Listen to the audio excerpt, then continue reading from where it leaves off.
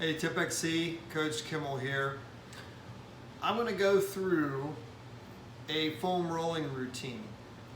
And this routine comes from Michael Silva, who is a physical therapist in Rhode Island.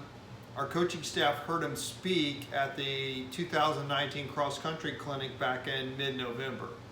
And the guy was just absolutely awesome and provided a coach's certification course and provided a lot of his pre-run routines and post-run routines that we really like and think they've helped us. And I've actually been doing these all throughout quarantine and even before, and I went from being injured to uninjured and to being in really good shape. So I'm going to share them with you. First, I'm going to show you some of the things that you're going to need. The most important thing is to have a foam roller. If you're going to be a runner, you need to invest in one. And you don't have to go spend a whole lot of money. Now, they can be expensive, but you don't need to go out and spend a ton of money. They all pretty much do the same thing. You can get a piece of PVC pipe that's maybe 2 feet long and use that, and that would work fine. This one here, it's got some knobs on it, some trigger points. I really like this one. I have no idea where it came from. Someone left it a few years ago at practice, and I just picked it up, and no one ever claimed it. This is the one that I actually bought. This is from Trigger Point. You'll see these everywhere. This is their little travel size one. You'll see some maybe 2-3 times. These are pretty pricey. You can get these at Dick's, and I've seen them at Meijer too. Walmart has foam rollers as well. So you have to have a foam roller to get the full benefit of it. So if you don't have one, I highly encourage you to invest in that, because it's really going to pay dividends for you in the long run. The other things that are beneficial, believe it or not, he was real big on lacrosse balls, and I bought a couple. These cost me like $6. You can use tennis balls, racquetball, whatever. Those will work too. They actually have a trigger point ball. I lost mine. I don't know where it's at, so I have these right now. And of course, we have the recovery roll. This is what I usually bring to practice. We have 2 of these, but if you don't have one of these at home, that's why the foam roller is the most important thing. The other thing that's real good is the Hyper Volt. We have a couple. We purchased 2 of these for the team, so we'll have them once we're able to actually convene and get back together.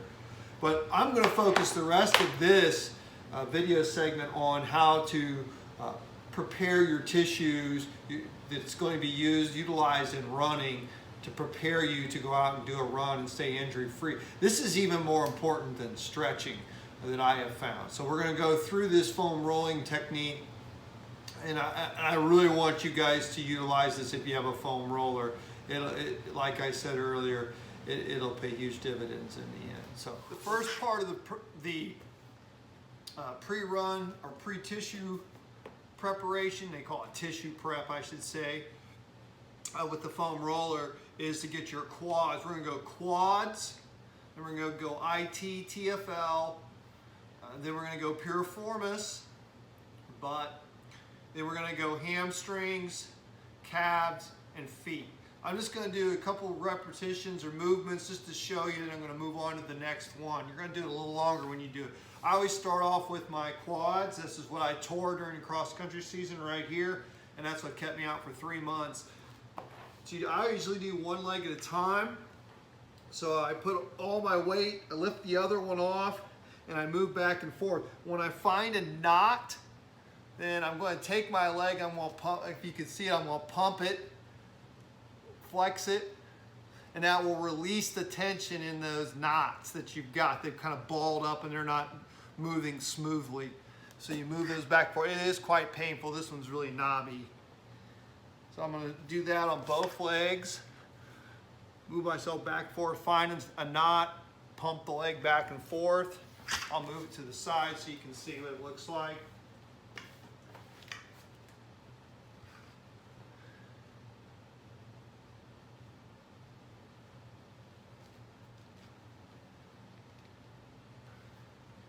Okay, now we're going to move on to the IT band. The IT band connects here in your hip and goes all the way down and attaches to the side of the knee.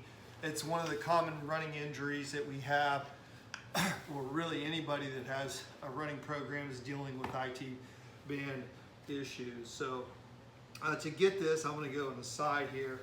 I'm going to put the IT right there in the middle, start, and I kind of put my foot here and I just kind of roll, move myself back and forth. When I find a knot, ooh, that's a good one there, I kind of lift my leg up to try to release that. That's very important that you do those movements. I'm going to move it down and get down here near the insertion point, and then up near the hip. This is the TFL. It's a little tough piece of fiber there. It gets really tight and balled up. Oh man, that hurts. So again, get some movement when you find a knot. I like to move around like this and kind of unknot that junk in there like that. So from there we move on to the piriformis. Piriformis is right here. Glute medius right in there. It's another powerhouse part of the running dynamic. We're going to take, I'm going to do this side first. You're going to take this, cross your leg over there and roll till you find that spot. Oh man. And when you do, you kind of move your leg like that to try to, this is quite painful. I'm going to switch to the other side and do the same thing there. When you find a knot, just going to move the leg up and down when you got it. Then we're going to go on to the hamstrings. Got my roller, I'm just going to put them right here. I do one at a time, thinking my hamstrings are really tight. This has helped me tremendously. I've kind of put my other leg on top of the one I'm rolling, and I just find knots like that, and I move my foot when I find them. And it doesn't take long for me to find knots on my hamstring. This has really improved my flexibility by just doing this. I was amazed at how many knots I had on it. You switch and do the other side, kind of the same thing. Then you can go to your calves with the foam roller. A lot of people don't like to do that, but I got one of these knobby deals, so it's pretty good too. You can do both at the same time, kind of moving them around, hit those tight areas, or you can do one at a time. Turn it to the side a little bit, get all parts of the calf. Okay, at this point we're done with the rolling. And Michael likes to use these lacrosse balls, and he has you take them and roll them up and down your calves just to try to find some of those knots. Loosen that up a little bit. And then he has, the final thing is to stand up and roll your foot around on this ball and hit the trigger points where your plantar fascia is in your fat pad.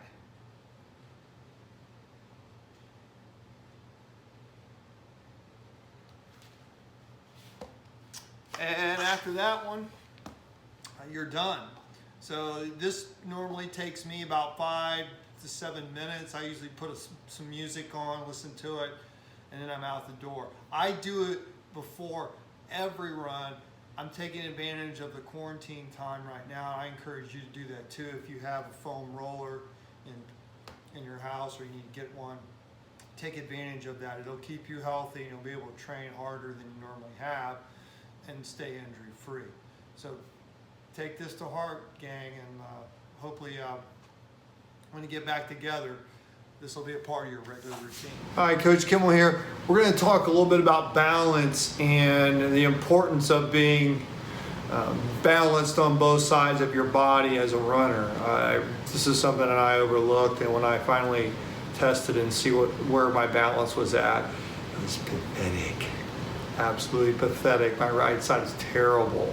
So I'll show you what I've been doing, and this also has increased the strength in my ligaments, tendons around the ankle joint, and my feet are stronger, and I think my running economy's improved. I'm running faster because of that, and more less injuries and aches and pains, and that's what we want out of this. There's a couple of things that I've been doing to do that. The first thing that I have been doing is a little balance routine. You can use shoes, and this is also from Michael Silva, and I really like this one. It's not easy to do, but I'm going to show kind of what you're doing in this exercise.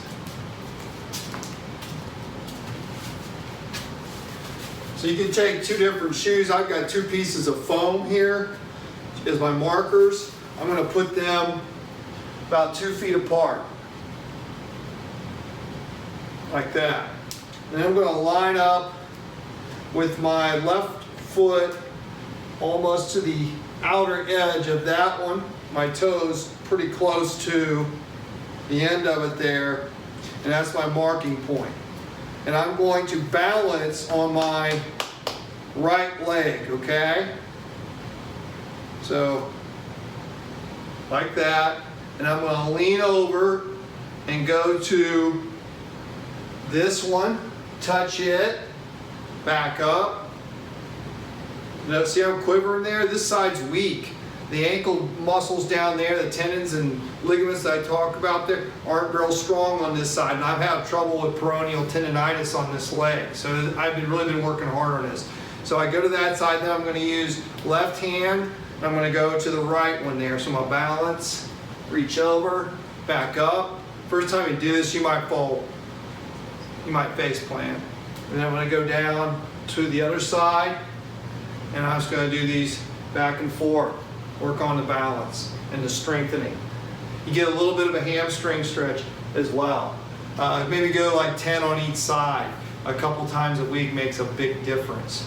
The other thing that I've been doing, and I know you probably don't have access to it, is a Bosa ball.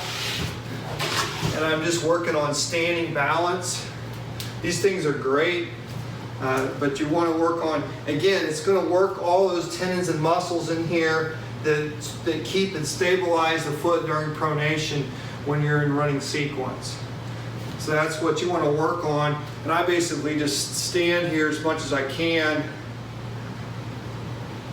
strengthening it, and I'll switch legs. I'll try to get like a minute without falling off, and then I just work on being able to move around, do things without falling off, lean forward. So I'm pretty good on this leg.